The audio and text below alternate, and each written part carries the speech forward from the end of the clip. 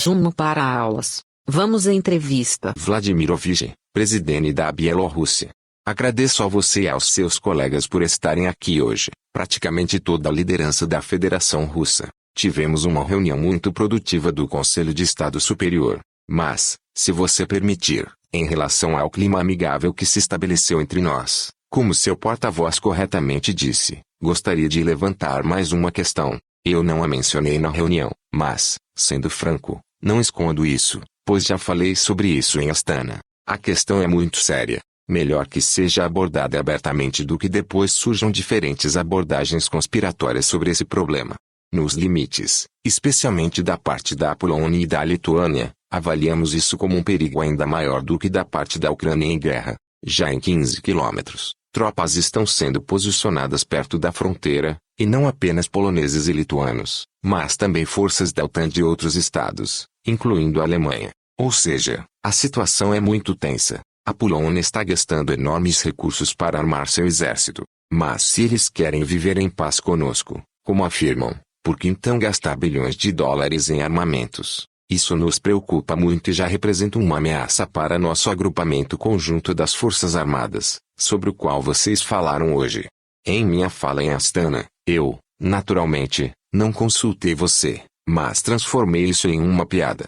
Mas que piada pode haver aqui? Quando se fala de novas armas, recentemente a Rússia realizou com sucesso o lançamento do Oreshnik. E isso teve um certo impacto sobre nossos parceiros, que agora são concorrentes. E não considere isso como uma ousadia. Eu quero pedir publicamente que novos sistemas de armamento, e antes de tudo Oreshnik, sejam posicionados no território da Bielorrússia. Isso acalmaria seriamente algumas mentes que já estão prontas para lutar contra a Bielorrússia e também contra a Rússia no território bielorrusso.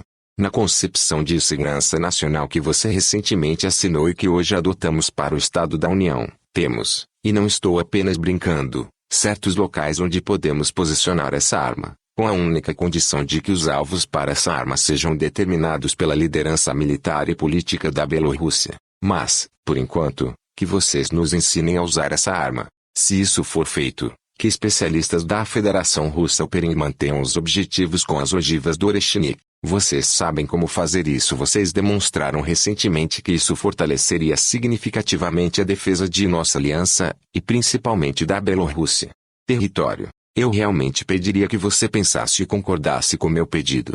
Somos acusados de ter armas nucleares, de que as armas nucleares foram posicionadas, e assim por diante. Isso não são armas nucleares, mas sim muito eficazes. Como você disse, são comparáveis, sob certas condições, ao dano causado por armas nucleares, mas sem qualquer contaminação e sem ataques que pudessem levar à contaminação do território e dos objetos atingidos. Mais uma vez, peço que você considere isso. Seria um bom apoio não apenas ao meu pedido, mas também ao povo bielorrusso. Respeitável Alexander Grigorievich. Prezados colegas, em primeiro lugar, gostaria de agradecer a Alexander Grigorievich pelo convite para visitar Minsk e pela tradicional hospitalidade. Em toda a nossa delegação, já falei durante nosso trabalho de hoje. Um grande trabalho foi realizado por especialistas e membros dos governos de ambas as partes para preparar o evento de hoje, que foi bastante bem sucedido e produtivo. Sim, há questões nas quais ainda precisamos trabalhar na área da economia, mas, no entanto, todas as nossas reuniões anteriores foram direcionadas para harmonizar algumas questões controversas. Como vocês sabem, colegas, de ambas as partes, praticamente todas as questões que causaram controvérsias, talvez, e a necessidade de harmonização, foram todas acordadas. Naturalmente, ainda há o que trabalhar, e faremos isso. Estou confiante de que alcançaremos bons resultados, pois de ambas as partes há disposição. Continuaremos nosso trabalho conjunto e construtivo, o que significa que as soluções serão encontradas. Embora, repito, até hoje, Alien, eu acho que você concordará que não existem questões que causem, de um lado ou do outro, algum descontentamento no desenvolvimento de nossas relações. Hoje, simplesmente não existem. Repito, aquelas nas quais precisamos trabalhar, e faremos isso. Assinamos 2 tratados muito importantes, um sobre o mercado único de eletricidade e outro sobre garantias de segurança. Claro, este tratado tem um significado fundamental, um na esfera econômica e o outro na esfera de segurança, pois define obrigações mútuas aliadas para garantir a defesa da Rússia e da Bielorrússia. Como já dissemos, isso envolve a aplicação de todos os meios e recursos disponíveis. É exatamente por isso que decidimos atender aos pedidos da República da Bielorrússia e do presidente da Bielorrússia para o posicionamento de armas nucleares táticas russas no território da Bielorrússia. No entanto, esses novos sistemas, como o Oreshnik, não têm análogos no mundo. No caso de uso em grupo, eles são comparáveis ao uso de armas nucleares, mas não são armas de destruição em massa por duas razões. Primeiro, ao contrário das armas de destruição em massa, são armas de alta precisão, que não atingem áreas amplas e alcançam resultados não pela sua potência, mas pela precisão. E, em segundo lugar, no caso de uso em grupo de 1, 2 ou 3 complexos, a força dos impactos. Não haverá consequências radiativas, pois não há nenhum componente nuclear na ogiva desses mísseis. Quanto à possibilidade de posicionar uma arma tão temível como o Oreshnik no território da Bielorrússia, como assinamos hoje um tratado sobre garantias de segurança com a aplicação de todos os meios e recursos disponíveis, considero que o posicionamento de tais complexos, como o Oreshnik, no território da República da Bielorrússia é viável.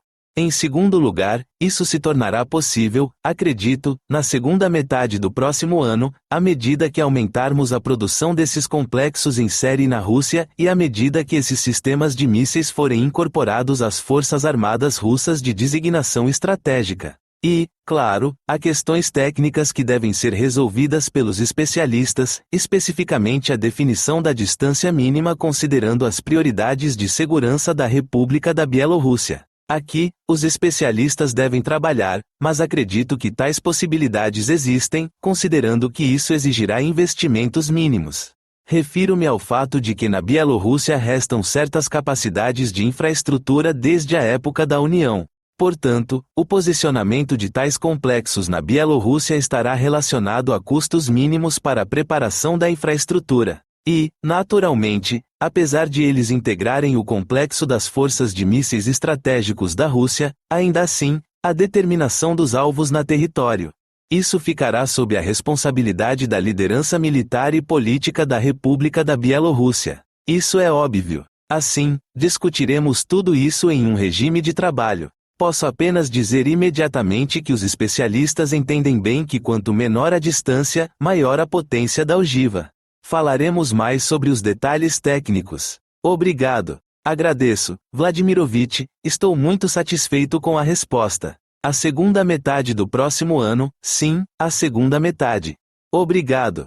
Até essa época, de acordo com nossos cálculos preliminares, organizaremos a produção em série e esses complexos começarão a ser incorporados às forças de mísseis estratégicos da Rússia, e paralelamente começaremos seu posicionamento no território da Bielorrússia. Aproveitei nossa amizade para dizer que, se vocês desejam obter algo de Putin, insistam para que ele prometa algo publicamente.